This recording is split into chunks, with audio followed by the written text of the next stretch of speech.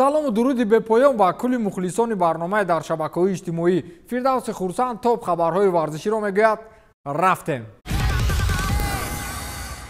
имрӯз гумонам танҳо дар бораи бозиҳои дишабаи Лигаи Чемпионҳо ҳарф мезанем. ғалабаи мушкили Манчестер Сити бар Атлетико ва пирӯзии кафолатофари Ливерпул бар Бенфикаи Португалия. аввал оғоз мекунем аз бозии Сити ва Атлетико. ин бозӣ воқеан барои ҳам англисҳо ва ҳам мадридиҳо мушкил паси сар шуд.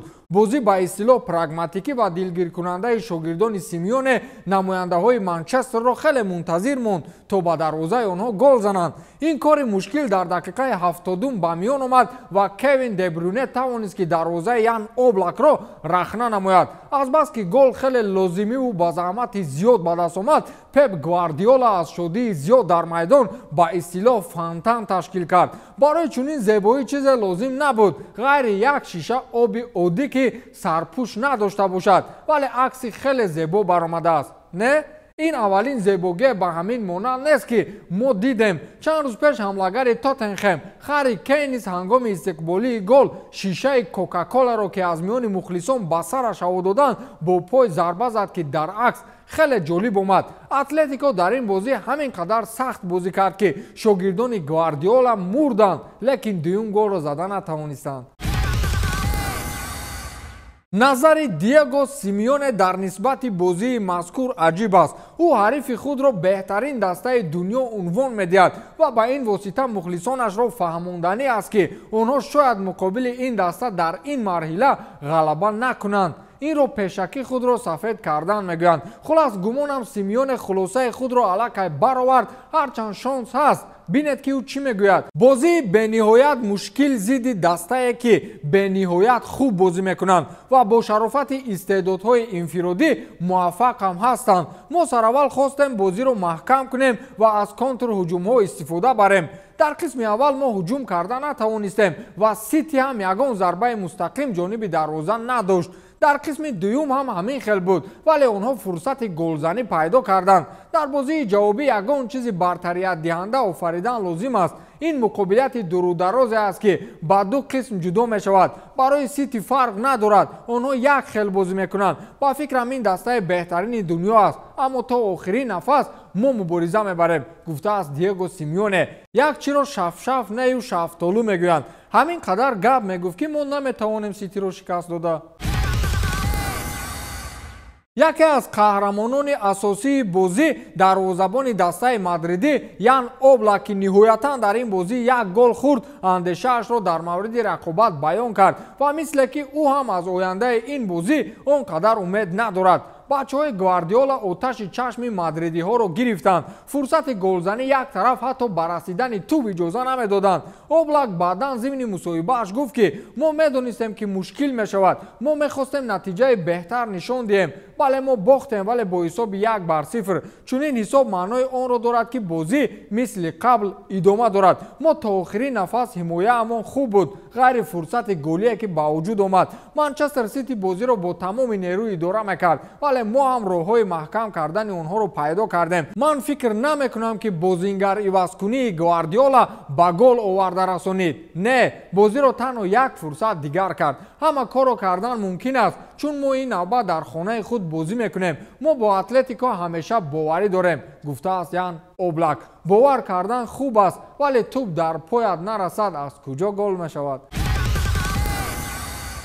акнун гӯш меандозем ба андешаҳои Пеп Гвардиола, сармураббии дастаи Манчестер Сити ки нисбати Атлетико Мадрид тамоман фикри дигар дорад. ӯ тактикаи пешгузоштаи Симеонеро бар муқобили худаш мавриди танқид қарор дод ва гуфт ки дар чунин навъи бозигузорӣ ё худ сабки маъруф бо номи автобус задани гол хеле душвор меафтад. ӯ қайд намудааст ки бозӣ баробар ва хеле мушкил буд. Атлетико устои дифоъкунӣ муқобили дилхоҳ даста аст. мо онҳоро нагузоштем ки ба контрҳуҷум گذارند و آنها هم به این چیز توقع کردند. ما فکر کردیم که اتلتیکو با نقشه 5-3-2 بازی رو ادامه میدهد، ولی آنها برعکس با نقشه 5-5-0 بازی کردند. حاضر و در تاریخ گذشته و هزار ساله آینده فوتبال مقابل سخم 5-5-0 بازی کردن دشوار است، چون موقع آزاد یافتن خیلی مشکل میافتد. ما این بازی رو مورد آزمایش قرار میدیم و راههای دیگر غلبه رو پیش میگذاریم.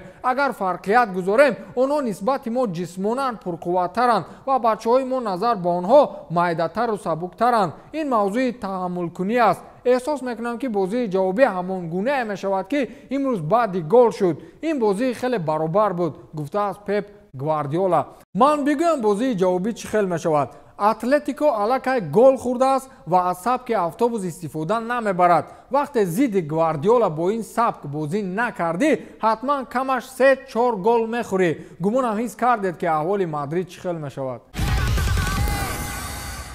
اکنون میگذاریم به بازی دیگری که تقدیرش برای اکثریت به طور احتمالی معلوم بود. همگان حدس بر آن میزدند که لیورپول به یگان مشکلی بنفیکا را شکست میدهد و در آخر دیدیم که نتیجه چی شد. لیورپول دسته پرتغالی را با حساب برایشان کفایت کننده یعنی 3-1 شکست دادند و کفالت راه یافتن به دور نیم نهایی مسابقه را پرزورتر ساختند. با دلیل نظر افکنید لیورپول با این غلبه رکورد نوبتی را در تاریخ باشگاه نوشته نمود. این غلبه هشتمین پیروزی پیهم مرسیسایدی ها است که در بازی های سفری به میان می آید. یعنی دسته لیورپول 8 بازی آخری در سفر انجام دادهشان را در کل مسابقه ها پیهم با غلبه انجام دادند که چنینش در تاریخ موجودیت باشگاه به قید نگرفته شده بود. در این برابر رکورد دیگر نیز نوشته شد. از سال 1984 این جانب اولین مرتبه است که لیورپول 5 بازی در مهمونیش را در لیگ چمپیون ها با غلبه انجام میدهد.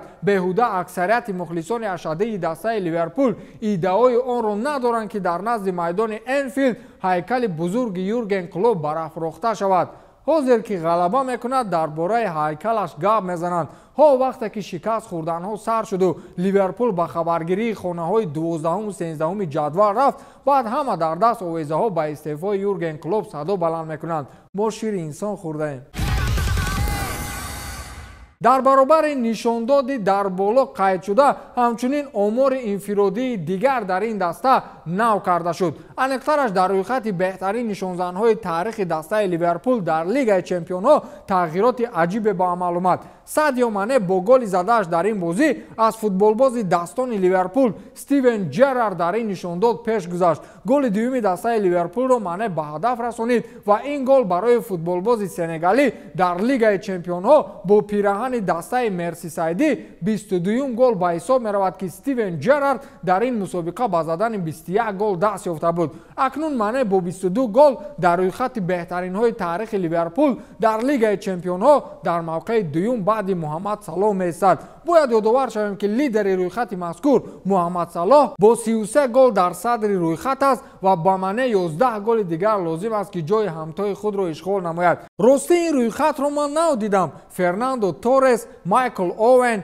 پیتر کراوچ، لوئیس گارسیا و چند فوتبالبازانی که از ما کلانترها نامش را گرفته با واهمه سر میکنند هیچ چیز نبودند. 4-5 گلی دارند. اکنون یک فوتورپورتاژ خردکک را از بازی دسته‌های ریال و سلتا منظورتان میگردانیم. قصه این خیلی است که در این بازی کارلو آنچلوتی با سبب کووید 19 شاگردانش را همراهی کرده نتوانست و به جایش پسرش آمده بود. وقتی در دقیقه های 70 لوکا مودریچ از میدان گرفته می شود، بعدا کارگردان یک صحنه زیبایی را ثبت می کند که آنجا لوکا مودریچ چخل خود را سرمربی دسته احساس کرده با فوتبالبازان مصلحت میدهد. در عکس اولی رسانه‌ای کرده دیاریو آیس، مودریچ خود را اندکی از دیگران کلانتر و زورتر حس کرده با ناچو و ادر میلیتائو مصلحت میدهد که یک جا نایستید بازی کنید. در این عکس ناچو را با پیش رو میگوید. اینجا مودریچ میبیند که میلیتائو با اشتباه کنی سر کرد و چنین میگوید خودت را به زمین پرتو، بس از بازی کردن. او را نزد خود دعوت کرده میگوید که تو واقعا احمق هستی. اینجا واسکس و اسنسیو از آن که مودریچ خود را سرمربی احساس کرده است حیران میشوند و بین خود میخندند. اینجا مودریچ از بازی بچه‌های رئال ناراضی است و شیشه آب را به زمین میزند. با احتمال زیاد از بازی میلیتائو. نهایتا میلیتائو را از بازی گرفتند و در لبان مودریچ خنده پیدا شد. ثانیه‌های آخر بازی و ثانیه بعد هشتک داور. بعد انجام بازی مودریچ مادریدی‌ها را همون گونه آغوش می‌گیرد که گویا او سرمربی دسته باشد. مثل مودریچ زندگی کنید. با همین تمام. تا دیدار خیر.